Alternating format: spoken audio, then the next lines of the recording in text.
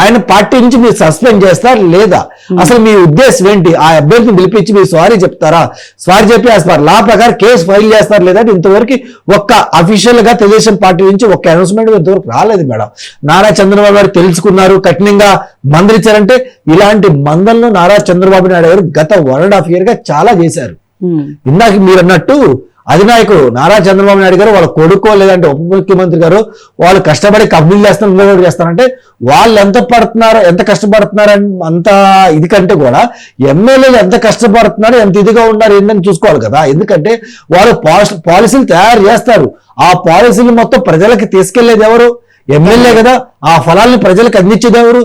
ఎమ్మెల్యేగా. ఇందాక సోదరులు చెప్పినట్టు గెలవకు ముందు దాకేమో అయ్యా అంటారు, ఇంటి దగ్గరకు వస్తారు, కాళ్ళు కొట్టుకుంటారు, అన్నీ చేస్తారు.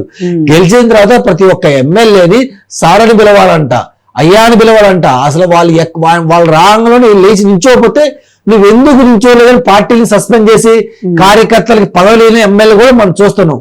అంటే నారా చంద్రబాబు నాయుడు గారికి ఎమ్మెల్యేల మీద గ్రిప్ పోయిందా అనే సందేహం ఇక్కడ ప్రజలందరికీ వస్తుంది. ఇందాక మీరు చెప్పినట్టు ఇలాంటి అన్యాయాలు అక్రమాలు చేసినప్పుడు మీరు దేనికి? వైసీపీ అదే చేశారు కదా. వైసీపీలు అదే చేశారు కాబట్టి వాళ్ళు 151 సీట్లు ఇచ్చారు. మీరు మారతారు, ఒళ్ళు దగ్గర పెట్టుకొని బుద్ధితో పనిచేస్తారని చెప్పి మీకు అన్ని సీట్లు ఇచ్చారు కదా. మరి మీకు అన్ని సీట్లు ఇచ్చినప్పుడు వాళ్ళు చేసిందే మీరు చేస్తుంటే వాళ్ళకి మీకు పెద్ద డిఫరెన్స్ ఏముంది?